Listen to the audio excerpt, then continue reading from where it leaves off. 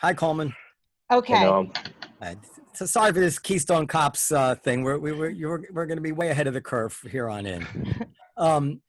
Good evening, everybody. Welcome to Live from the Table. My name is Noam Dworman. I'm the owner of the Comedy Cellar. I'm here with Dan Naturman, as almost always, our producer, Periel Aschenbrand, my good friend and noted intellectual who writes for the City Journal now, Mr. Coleman Hughes, and our really esteemed guest of honor, who we're very, very proud to have, Mr. Peter Singer, has been described as the world's most influential living philosopher. He is professor of bioethics at Princeton University and the author of many books, including Animal Liberation, Practical Ethics, One World, The Life You Can Save, and The Most Good You Can Do. Welcome, Mr. Singer. Thank you. Nice to be joining you. Where are you located right now, by the way? I'm just outside Melbourne in Australia. Is it easy to keep safe there? Is it, I don't know, is it high, low? It's a lot easier to keep safe here. We have had a total of 106 deaths since the beginning of the whole pandemic, compared to, what are you at, 130,000 or something? Something like that. Yeah, what do you attribute that to? What did you guys do right that we did wrong? Well, I'm not a great fan of our present government. I have to say it's rather conservative, but one thing I will say for them is that they listen to the scientific experts. I think it's a good idea. I think that's something that your leader has not been doing, and that certainly hasn't helped in dealing with this situation. Do you guys? The last question about just, I'm so curious. Are you guys wearing masks there? Are you locked down? What do you do right? So we have the city of Melbourne itself has gone back into lockdown because there has been a spike in cases. That means somewhere like 100 cases a day. Still not a lot by US standards, but it's enough to make the city itself go back into lockdown, but not regional Victoria and not the rest of Australia. That's there are fewer cases there, so they're basically out of lockdown. Well, largely out of lockdown now. Still some restrictions.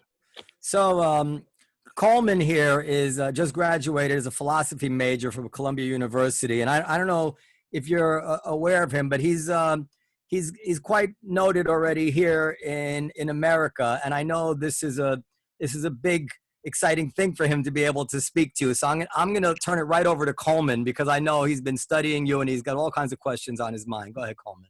Right. Yeah, it's an honor to meet you, Peter. I've been a big fan ever since I read Animal Liberation many years ago. Great. So I guess the first question I want to start out with actually pertains to what we were just talking about the body count in Australia versus America. And my question is about the role that body count should play in our moral judgments of harms in the world. And I think this is something that lies at the bedrock of a lot of concerns going on right now, not just coronavirus, where we're comparing body counts between different states and different countries, but also with police killings of unarmed Americans. On the one hand, it's possible, and utilitarianism often gets attacked as a naive philosophy that only cares about something like body count.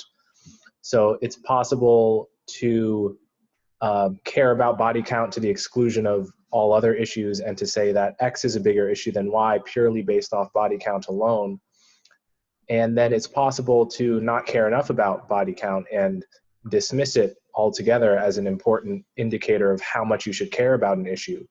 So I'm curious, as someone who is, the leading modern day utilitarian, I would argue, how you think about how much you should care about an issue in terms of body count versus more subjective measures of harm.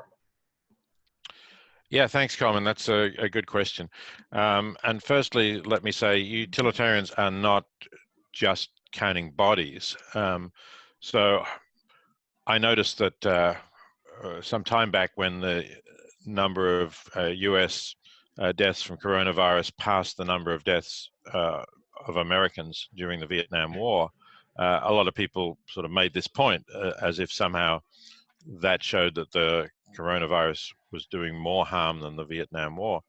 Well, that's clearly a mistake, and not only because the Vietnam War obviously harmed Vietnamese a lot more than it harmed Americans, but it's also a mistake because the coronavirus does mostly kill people in their older years, more like my age group, 70 plus, whereas in Vietnam, the Americans killed, and probably most of the Vietnamese killed, were much younger, people in their 20s or 30s. So a utilitarian would say it's not the number of deaths, it's the number of years of life lost that we should be looking at. And obviously, when somebody in their 70s dies, they maybe lose 10 or 15 years of life. When somebody in their 20s dies, they lose 50 or 60 years of life.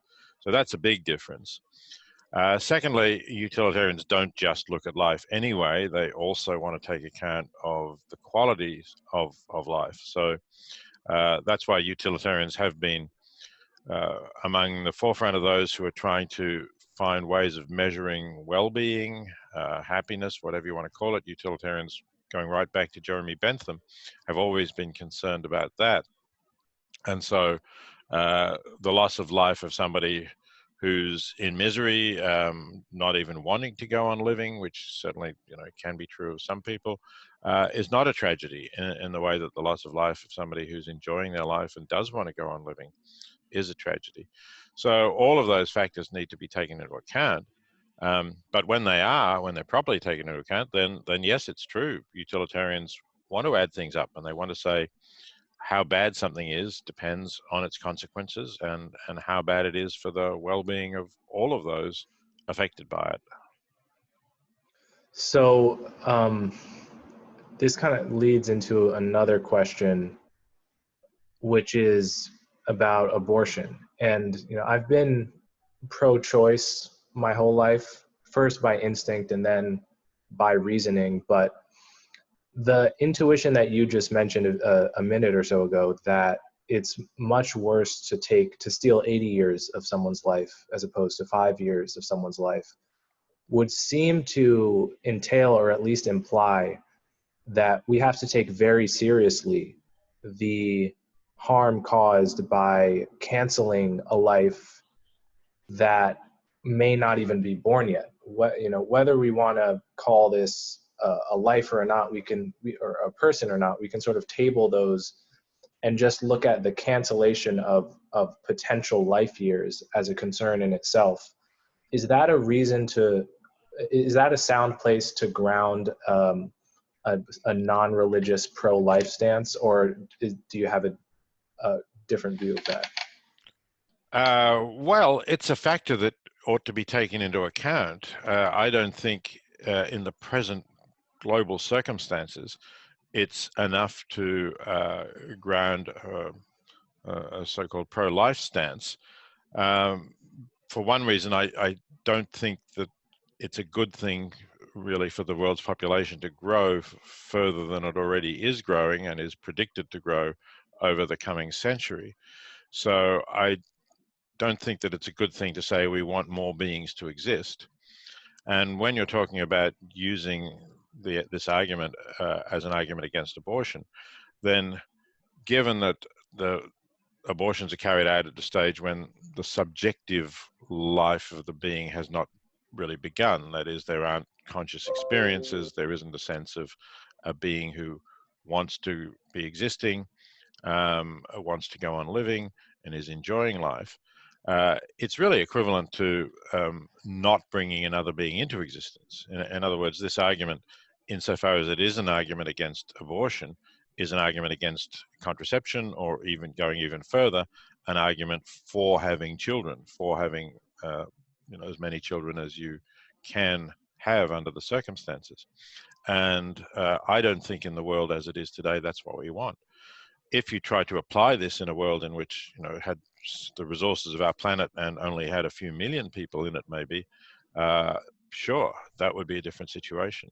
Well, what do you? I'm sorry. Are you familiar at all with the anti-natalist position, which says that I am, yes, I'm having very a familiar with that. baby is bringing a child or a life into this world is immoral and unethical because the worst case scenario, if you don't have a child, is no harm, no foul. But if you do have a child, you take the risk that this child will suffer. And you're bringing a suffering human being into the world is a moral negative. Would you lend any credence to that argument? Oh, it's an argument that, again, that needs to be considered, but I think it's too pessimistic about what life is like. We shouldn't only be focusing on the harms and the possibility that, well, in fact, more or less the certainty that any child we bring into existence will suffer to some extent. But I think we need to balance that against the positives of the lives of the children we bring into existence. And depending on the circumstances in which we bring them into existence, we can reasonably hope that those positives significantly outweigh the negatives. I think that's a suitable justification. I don't think we have to only think about the negatives. Can you imagine a situation where you would say it was unethical to bring a child into the world? If you're talking about a couple that's impoverished or has certain genetic conditions that would make the likelihood high of a child being born with sort of terrible illness or something like that. Yes, absolutely, I can. And I think there are many couples who recognize that. There are couples, for example, who know that they're carriers for genetic diseases that mean that perhaps that their children will only live briefly, and that short life will be a life of suffering. And if they know that, then I do think it's unethical for them to have children. They should find, or at least to have children that will have that disease, they should find a way around that, maybe using donor gametes in order to get around that. What if they don't know it for sure, but they know it for, say, 50-50 chance? Yeah, I still think it's better to avoid that risk then. There are ways of, depending on the condition we're talking about, there are ways of eliminating that risk. I think 50-50 chance is too big to take. Wasn't there a big piece that, it was at least 15 years ago, maybe longer, that you had written specifically about this? I believe it was on the cover of the New York Times Magazine about spina bifida. And your friend was on the cover of the magazine. It was a fascinating conversation. There was a conversation. This was something called Unspeakable Conversations. Yes. That's right. So, yeah, that was an interesting debate. It wasn't written by me. She wrote it, and it was about her visit to Princeton. Yes. She was somebody who was born with a very serious disease and was in a powered wheelchair and was very disabled, but she was enjoying her life. She sadly, she died a few years ago, but yeah, she did have a good life. And I think of this, she had many assets that balanced the disability. She was very intelligent and did a law degree and was working as a lawyer. She also came from a family background that had the resources to give her that good life despite the disability. So yeah, certainly I would never say that just the fact of a disability guarantees that life will be miserable. But I would say that if a couple can make a choice between having a child with a disability or having a child with a serious disability I'm talking about, or without, it's reasonable to choose to have the child without the disability. I loved that piece. I would like to say that for me too, it's such an honor to talk to you, because when I was in graduate school, I discovered your books, and they really changed the way that I saw the world. And I remember that there was one particular quote, and you'll forgive me if I'm not quoting it exactly, that was, you have a moral and ethical responsibility to help someone if helping them doesn't cause you harm. Am I getting that nearly right? Yes, that's pretty close. In fact, what I say is if helping doesn't cause you harm that is in any way comparable to the harm that you're preventing. So it might cause you some harm. This actually started from an example I used in an article many years ago about jumping into a shallow pond to rescue a child. And I was assuming that it does cause you some harm because you're wearing your fanciest clothes and they get ruined by jumping into the pond, so you're at some expense. But on the other hand, there's no risk to your life. And if you don't jump into the pond, the child is probably going to drown. That's right. So the harm is in no way comparable to the harm you're preventing.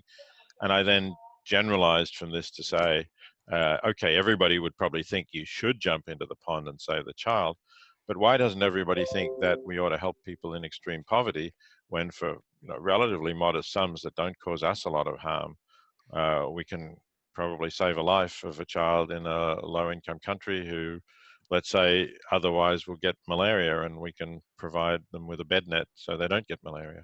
By the That's way, we're right. getting some Sorry. noise. We're getting some noise that sounds like chimes. That's periodic. I don't know if anybody knows where that's coming from. That could be me. Sorry about that. It was so you had said actually that proximity is no excuse to not then carry over with that behavior, right? The absence of proximity, really. Right, Yeah, that's right. Because if the child is right in front of you in the pond, we would rescue the child. If the child is in somewhere on the other side of the world in a malaria-prone region, we don't feel the same obligation to say, yeah, I better do something to help protect these kids from malaria. So let's see how we can apply some of these concepts. I'm sure Coleman's thought along these lines to the current day issues, the Black Lives Matters protests and the various issues that we're kicking around here. One of the obvious ones to me, and I'm sure Coleman will have more that he's thought about, but always weighed on my mind was weighing, for instance, I think you're familiar with New York had a policy of stop and frisk, where they would pull over a lot of I think it's fair to say they were profiling African Americans and ostensibly prevented a lot of people from being killed through this, while at the same time causing a lot of lesser harm, rage, resentment, oppression in a sense. How does one weigh that when, if you could say, listen, it's not fair, it's caused all this resentment, yet it saved 1,000 lives, let's say, if it could be demonstrated. How do you weigh those types of things? Yeah, it's not easy to weigh a lot of minor problems as against a small number of big losses. But I would have said, in general, probably the saving of all of those lives justifies the annoyance, if you like, some resentment to the people who are stopped and frisked. But the problem, I think, was that it seemed to be racially biased, and that was one issue which it needn't have been, right? As I take it, it could have been non-discriminatory in that sense, and it could have been done with a lot, the maximum amount of respect. I would have thought, in general, people should support the idea of, we want to be safer. We want police to carry out policies that have been demonstrated to save lives and to save our lives, as long as they do it in a way that really minimizes the harm that they're causing. And so I see the problem with the stop and frisk policy, that it wasn't done in that way. Coleman? Yeah, I mean, the other issue that I think about frequently is the problem of homicide, and particularly homicide in the Black community, but in general. You look at CDC keeps the leading causes of death, and murder is the #1 cause of death for Black men in their 20s and early 30s. And usually the issue really isn't brought up, or if it is brought up, it's just brought up as a way to change the topic from police brutality. So it's never considered as an issue that sort of one should care about in its own right.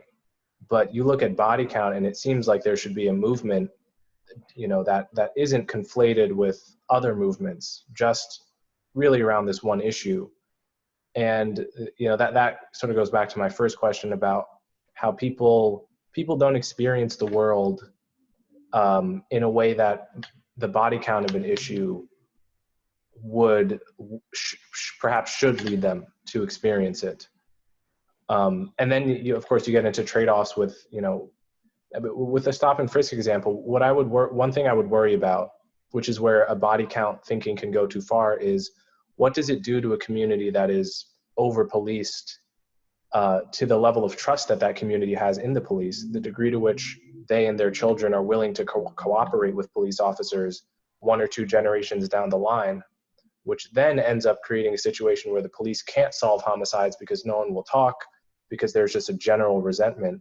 And it's very, very difficult to find that balance. And that is somewhere where I feel like, one can be a utilitarian, as I've always considered myself to be, or a consequentialist more broadly, but still feel like I just have to go with my gut and be sort of, if I were in charge of that program, I would just have to find the right balance and just notice when I was pissing people off too much in one direction or the other.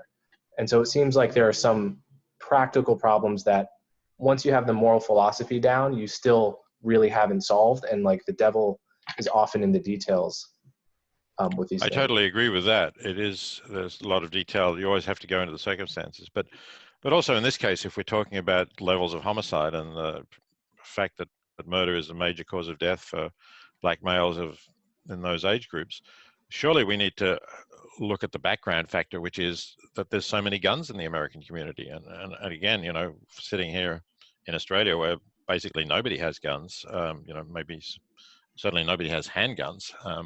I wouldn't know anybody in Australia who owns a handgun. Whereas, in America, I do know people who have handguns. They tell me they have. That seems to me to be the basic thing. You need to get those guns out of the community.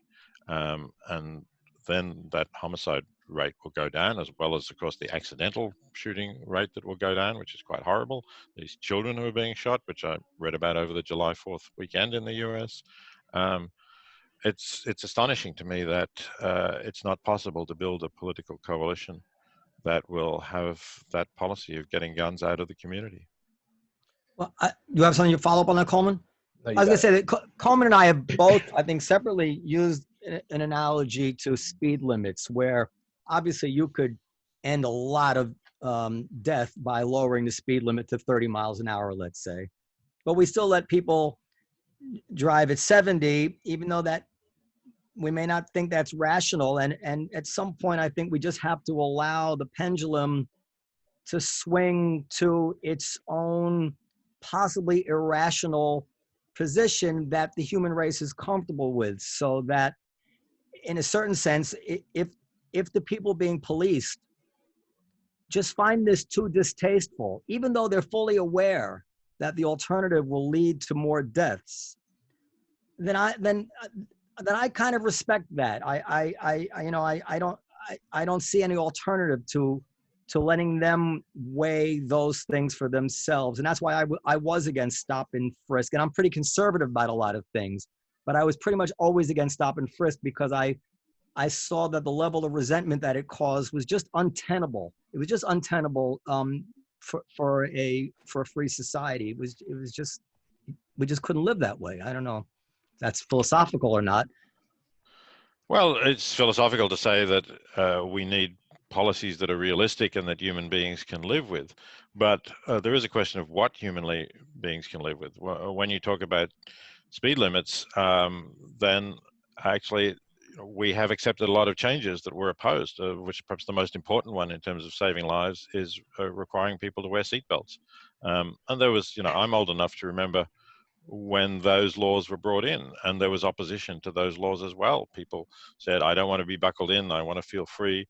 And there were, claims that you might want to get out of a burning vehicle or whatever, even though statistically that was far less likely than that your life would be saved by not smashing your head into the windscreen.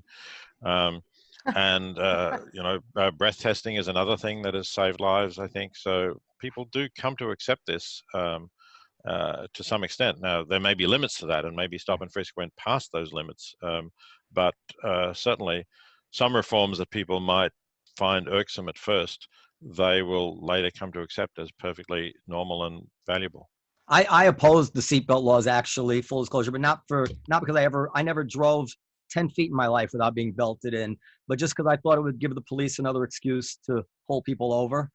And I think that did turn out to be true. Whether or not that's a good reason not to wear seatbelt, not to have a seatbelt law, I don't know. But the police do indeed use that law as an excuse to pull people over. So you've written about the obligation to spend, if you have a lot of money, to spend that money to help people. I think I saw that you wrote about that you shouldn't spend money on art when you could spend money on things that could help people, things like that. Is that, I want to go past that, but is that correct? Yeah, that's roughly right. I think that there are, I'm not not against that, but I think that there are so many important and urgent causes that are saving lives, reducing suffering, restoring sight to people who are blind, and they seem to me to be much better things to spend money on than to. So that makes me think of kind of what Coleman was talking about before, because first of all, I think of money in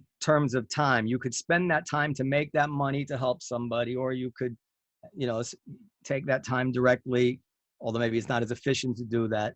But we tend to be able to only focus on one thing at a time. And one of the trade-offs and one of the things that the Black Lives Matter does make me think about as a philosophical question is that if we're going to be devoting all our energy, all our time on this issue, and by definition, that really seems to mean we are not going to devote any time to the other issues, which is where all the deaths are, And do we have an obligation in some way to face up to that and say, well, I can't spend, it's like spending all my money on something when there's, when it could be much more efficiently used to cure malaria or whatever the example is. And that really seems to be what's going on. I don't ever want to say all lives matter, God forbid, because I understand and I've always felt that usually comes out of the mouths of somebody who saying it in bad faith. But it does seem that we're seeing just body counts increasing now in a direct trade-off to what we're focusing on. And would you cry alarm philosophically at that outcome and what's going on there? I think you have to be more specific with what you're getting at. Well, Coleman, you want to elaborate on that? Well, yeah, I guess just to be a little more specific, there's a recent paper called Policing the Police by Harvard economist Roland Fryer, who has done a lot of very interesting research on police use of force.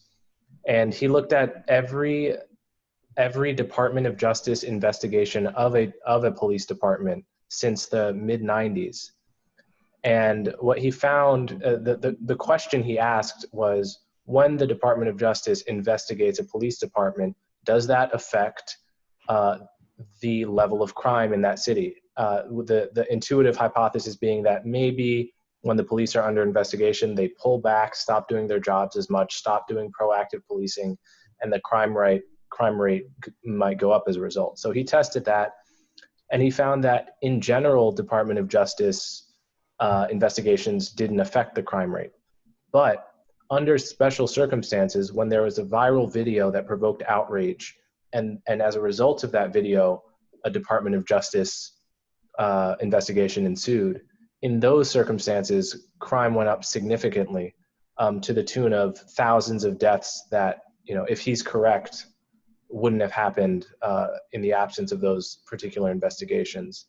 So I think that's what you're getting at, Noam, right? That there is a trade-off on that at least there's some evidence that there's a trade-off on the issue, and there's an overwhelming pressure to only care about one side of that trade-off right now at this particular moment because of the level of energy that there is around this particular issue. But there might be a very sound and utilitarian reason to go against the tide and say, yes, I care about your issue as well, but actually, if you were to ask which one is more important or whether there's a trade-off, there's a very compelling case to be made that there is an important one to recognize. Yeah, it's possible. I don't know the paper, so I can't say how well grounded that those claims are, but it does sound like it could be another example of this identifiable victim effect, which is really what I was talking about in the child in the pond. That is, if you see a child in the pond who's drowning, you would jump in and save that child, no question, because the child is in front of you. You can see that child. If somebody says, will you donate to the Against Malaria Foundation, to provide bed nets in regions where children are dying in malaria, and the bed nets demonstrably save lives at low cost, well, you're less drawn to do that because you will never know which child you've saved, right? Because if you can't, you don't know where your bed nets are going, but anyway, you don't know which children would have been died from malaria and which wouldn't have. So it's much less appealing. And that's been demonstrated in a lot of research. You know, there was a famous case of a girl who fell down a disused oil well in Texas, and people donated several $1 million to rescue her. And she was rescued, which is great, but they won't donate the same money again to help people elsewhere where they don't have an identifiable victim. So, you know, you see a shocking video like the death of George Floyd, and of course everybody's outraged and needs to do something about this. You say, well, you know, when these things are investigated, then there are other crimes and other people get killed, but we can never identify exactly who the people are, because of course there were always some level of crimes, and you can't say which are the ones that would have occurred, which are the homicides that would have occurred anyway, and which are the homicides that only occurred because the police were pulling back as a result of this investigation. So we're less concerned about that, and we're less likely to make it a big cause. And that certainly can be a sense of, can be a reason for distorted emphasis on. Yeah, I think I'm saying. I'm sorry, sir. No, no. I think I'm saying something. Also, I am definitely saying what Coleman was saying, but I'm trying to think of a good analogy. Let's say I had $10 million or $100 million and 40 hours a week to spend, and I could spend it and have a good chance of curing cancer and save millions and millions of lives, or spend it and have a good chance of curing some very, very rare disease, some flesh-eating amoeba, which is just horrible, and save 10 lives a year. I think if I'm understanding the stuff you've been saying, I would have a moral obligation to spend that money to save the millions of lives rather than the 10 lives. And that Absolutely. Yeah. And that's kind of analogous to what I'm seeing going on here. I'm saying, well, there's a tremendous amount of time, money, energy going now towards the issue of policing, of justice and policing and all that. And I'm wondering if, in a certain way, when we look at the statistics, it is in a way spending all our time and money on the disease that kills very few, while we're just ignoring the thousands of lives that are being killed, in cities all over the country. And it's pretty clear we can't focus on both at the same time. As a matter of fact, we focus on one at the expense of the other. And then I'll really stop. And I think that part of it is that, rightfully so, we just can't look at issues of race that disinterestedly. When you see a white person kill a black person, as opposed to a black person kill a black person or a white person kill a white person, as much as we think it shouldn't matter, it's just it's just a statistic. It does matter to us, and we just can't be comfortable treating it like the trade-off between diseases. So that's my right. So I mean, the question is there really that trade-off, or is it in fact, as Coleman suggested at one point, that maybe police attitudes to policing black communities, especially when we're talking about white police who don't live in or come from those communities, that those attitudes not only mean that people get killed in black people get killed in horrible circumstances, as in George Floyd's case, but also that they're less connected with the community. People in the community don't talk to them. And in general, there's a worse situation. I honestly don't really know what the facts are here. I'm not an expert on crime in American cities. But those are the issues that are relevant. Surely we need to get answers to those questions. I think Coleman would agree with me, and we can move on to some of that. In Chicago, they're having crazy numbers. What are the stats of people killed in a weekend in Chicago now? It's horrible. I don't know the number off the top of my head. And moreover, they tend to be younger. I mean, people killed by cops are generally in their 20s, I gather. Well, not just younger. They're people who, innocent children, not tangling with the police, not just innocently walking to school, driving, whatever. 15 this week, 20 that week, 12 this. uh, every week. And really, the answer, natural answer, we flood the cities with police, and stop this immediately, stop this bleeding. And the answer to the other problem is defund the police. And so it's just an interesting trade-off. I don't want to dwell on it too much. But I think in the end it really does, if you think deeply about it, it really does come down to really philosophical type issues, very similar to what I've seen you speak about. I don't know. Yeah, I think that's true. But let me just go back and say I think the ultimate answer is get the guns out of the hands of people who have no reason to have guns. Good luck with that. Yeah, that's just not feasible in this country. But I disagree. I agree so much in theory. I think we're just, every country in Europe as well as Australia that's looking into America and saying, what the hell is going on with you guys? What's going on with the police? What they don't, what they often don't think about is how much how much of this is all caused by the fact that we have a gun culture. Even the police brutality elements and the police killings, because when an American cop pulls a suspect over, they have a fairly rational expectation that that suspect might have a pistol hidden in the glove compartment. And they're on edge to a degree that cops in Europe just aren't and don't need to be. And that leads to making more mistakes and more jumpiness on the part of cops. And so, yeah, I agree. It's all, the landscape would be completely different if we were like the UK. But, I worry that a war on guns here might go about as well as the war on drugs has here, given how many guns are illegal. But I'm, you highlight the problem. You hit the problem on the head, I think.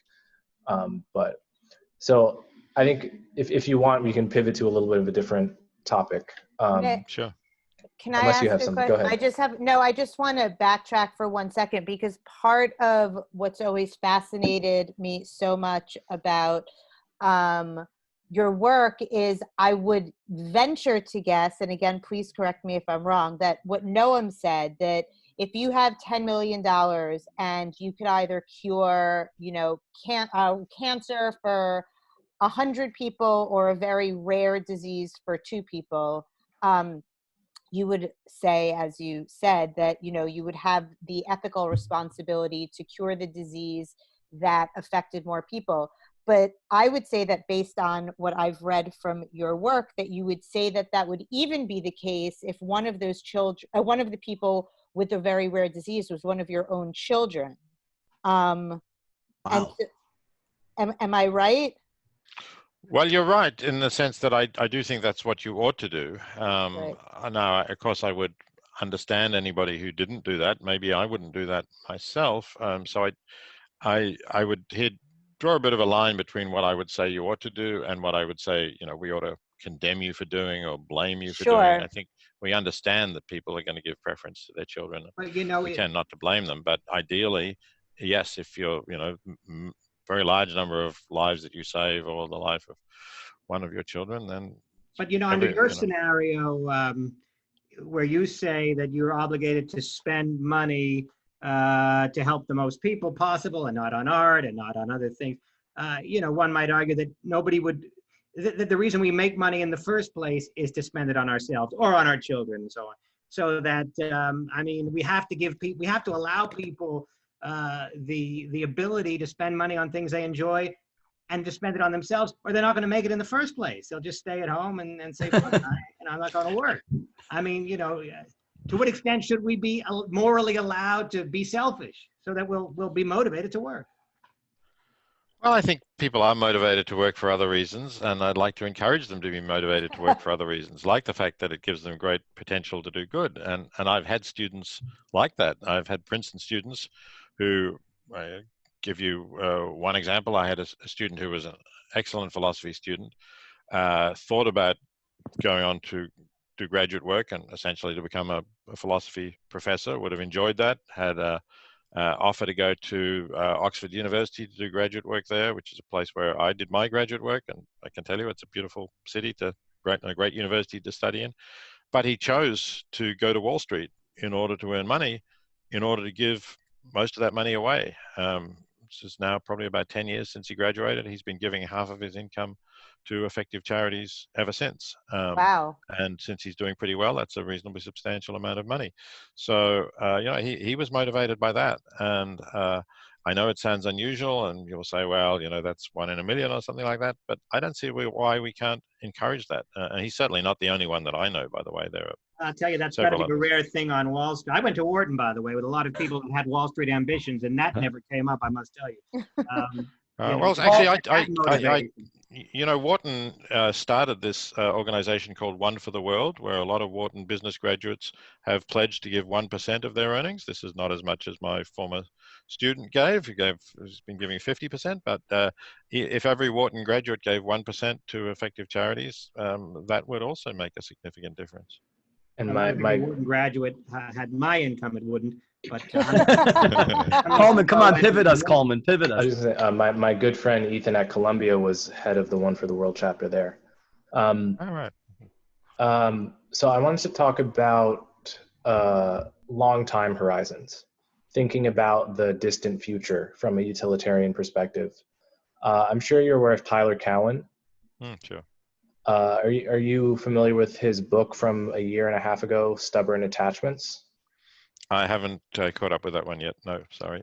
So just to give you a basic picture of what he's arguing there, Tyler is a libertarian or libertarian-leaning economist, but also someone who's very versed in philosophy, co-authored papers with Derek Parfit and whatnot.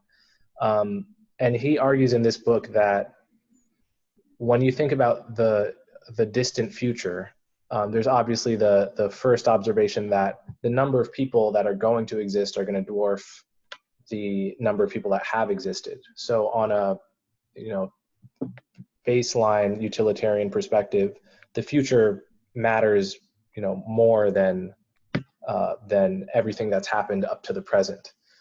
And so what he basically does is argue that a few different premises. One, that the future really matters and that we shouldn't discount the future. Two, that GDP is a decent proxy for happiness, and that as the GDP of a country increases, the average happiness tends to increase. And third, that very small changes in the GDP rate today will translate into extremely large changes in the amount of wealth that Earth has, 500 years from now. So if you just change the GDP rate slightly in the past 100 years of American history, then we would be as poor as Mexico rather than what we are today. And so he basically comes to the conclusion that our biggest moral obligation, setting aside human rights, which he agrees with as constraints, our biggest obligation should be to maximize the rate of GDP, so that people, citizens 500 or 1,000 years from now are orders of magnitude more wealthy and happy than they would be.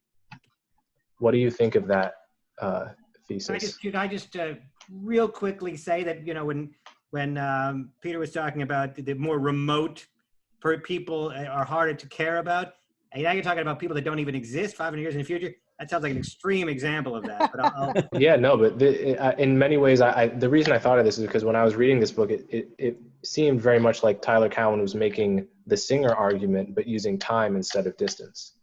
Yeah, and look, I totally agree with the general idea that whether people are distant from us geographically or temporally in time isn't relevant. That in itself is not relevant. We should be just as concerned about the well-being of somebody who is going to live in 1,000 years as we are about somebody who's living today.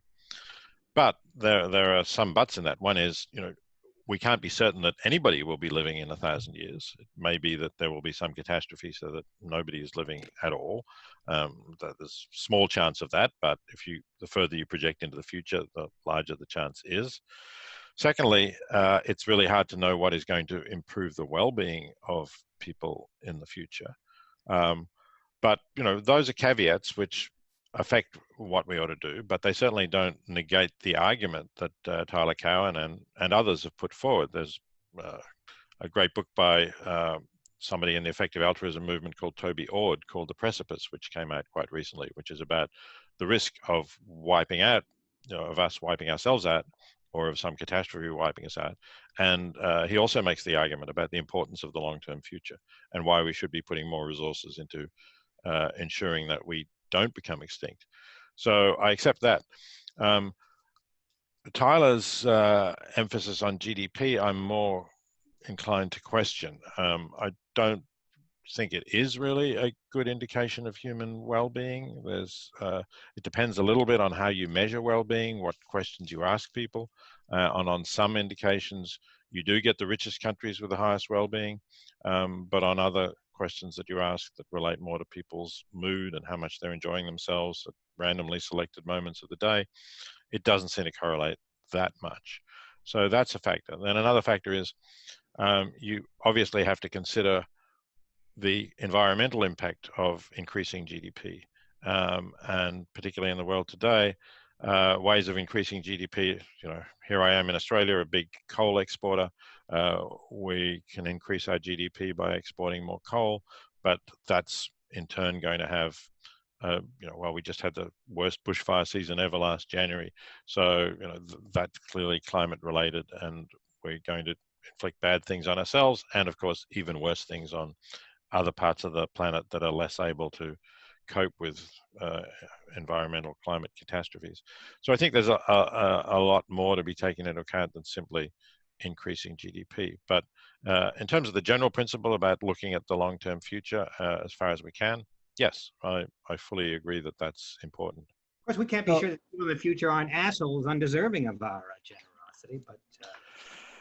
No, we can't be sure, but I'm concerned about people living better lives, and some of them will be assholes and some of them will be great people, and I think we have to just, lump it if we benefit some people that we don't think deserve to have good lives at all.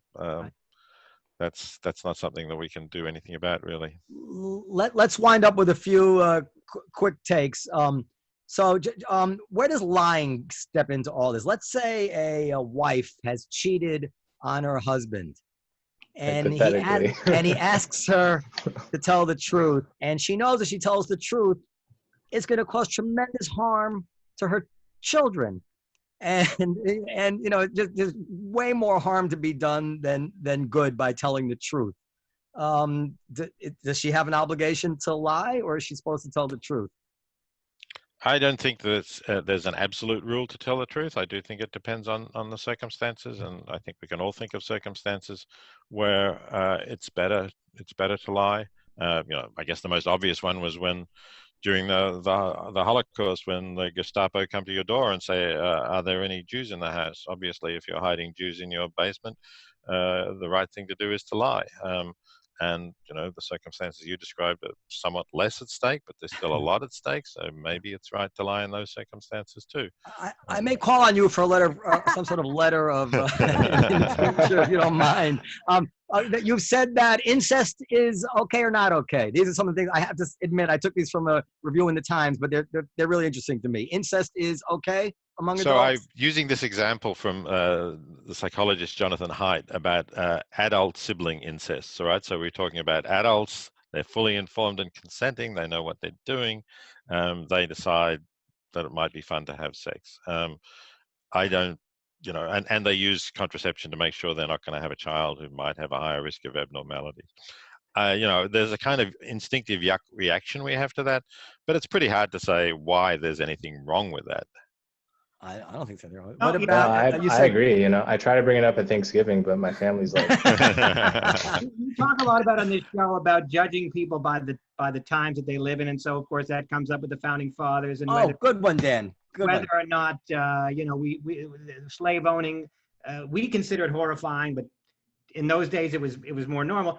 Do you think that in the future, is there anything you can think of that people in the future will look at us and say, "My God, what horrible people! I can't believe they thought that was okay." And in 100 years, 200 years, it will be taken for granted that it's not okay. And they take down Naturman's statue, by the way. That's how it ends. But go Take ahead. down- Well, my answer to that is yes, it's absolutely clear. I think that people will look back on the way we have put literally billions of animals every year through factory farming, through horrible kinds of confinement, treating them just as things, doing everything as cheaply as we can, irrespective of the suffering it causes to animals, just in order to eat their flesh when we don't need to eat their flesh. It's not necessary for our good health or nutrition. It's not environmentally desirable either.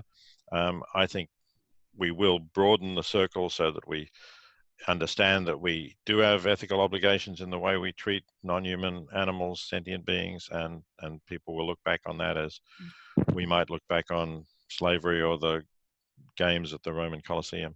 Does that apply to one of Coleman's favorite examples, to choosing to buy a cell phone that to our best of our knowledge has the fewest slave-like laborers constructing it?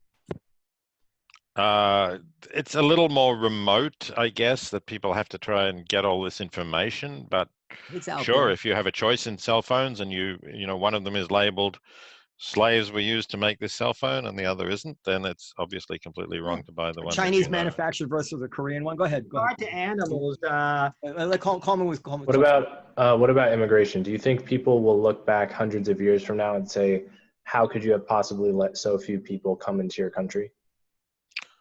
Well, I hope that in hundreds of years we will have a borderless world and they will be astonished at what we're doing. But I'm not sure about that, because that would require us to get this sort of xenophobia out of human nature, this idea that we are not comfortable with people who are different from us. And if they still have that, then they won't feel that.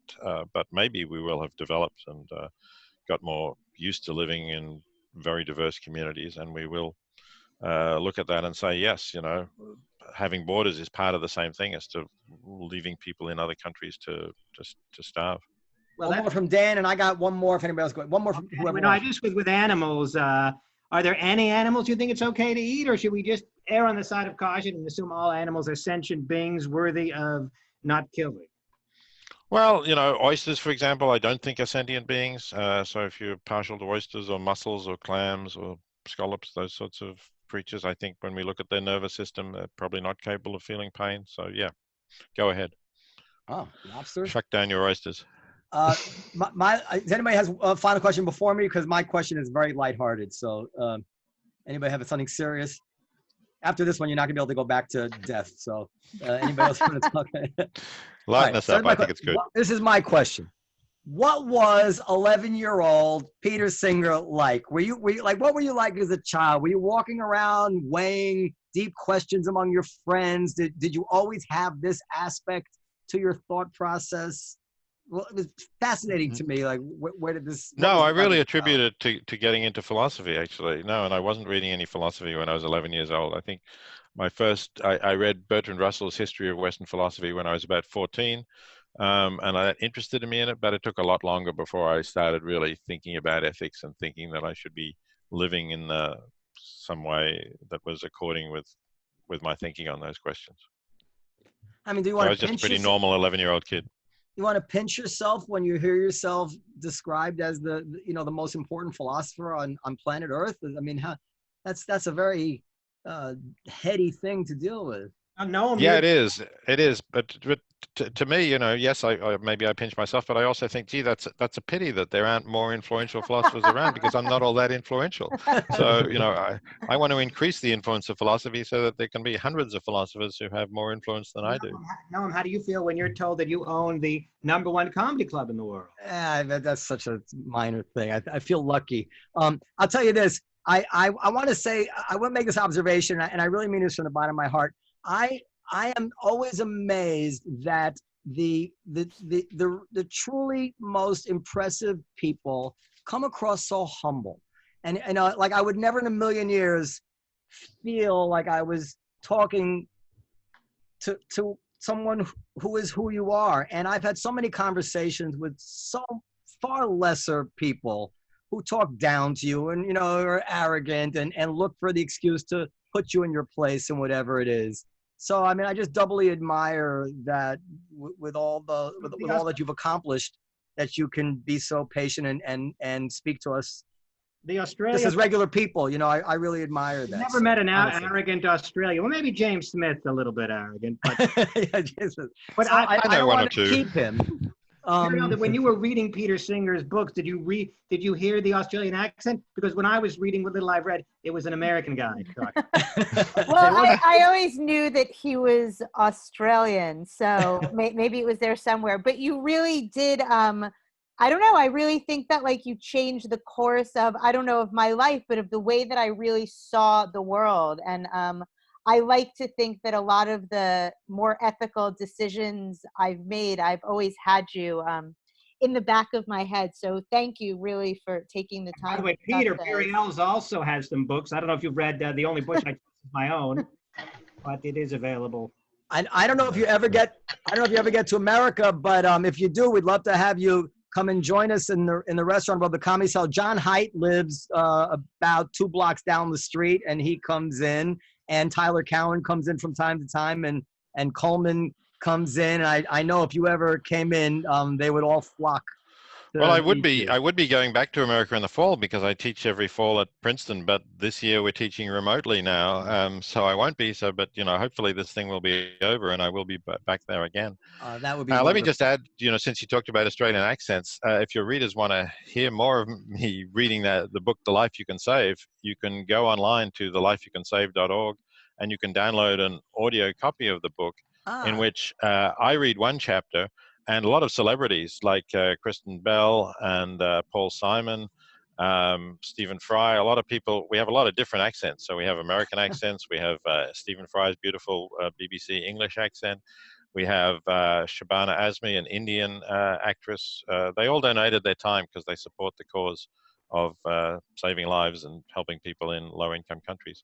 Nice. So if your listeners can go there and download it absolutely free. And where can they follow you on Twitter as well? Is that right? Yeah, I'm Peter Singer on Twitter. You can find me there. And I have a Facebook page as well. You know a guy named Jonathan Barron, by the way, at UPenn. I had him. Does that ring? Yeah. I know him, and he's a great journal editor now. And I've just actually, with some other people, we've published in his paper in the journal he edits called Judgment and Decision Making, about sort of related to what we're talking about making rational appeals to people to do good as compared to emotional appeals. He was I got an A from him. I didn't get that many. And when I went to I'm sure it was well deserved. When I went to law school, I called him up for a recommendation, and he said, "There's too many lawyers out there." So he indeed is. I cheated a lot in school, but it's because I wanted to spend time, in helping people. So, all right, sir. I guess that's it. We're at an hour, and you've been very generous with your time, and we really want to thank you so much. And I really do indeed hope we will get to meet you face to face. I'm going to go out on a limb here and say that Peter enjoyed his time with us. Did you enjoy it? I've enjoyed my time. Sure. Yeah. It's been good fun. He's not a person of great effusiveness, but I can tell that he right. That's it. Good night, everybody. Okay. Good night, everybody. Good day. Bye. Comedy Cellar.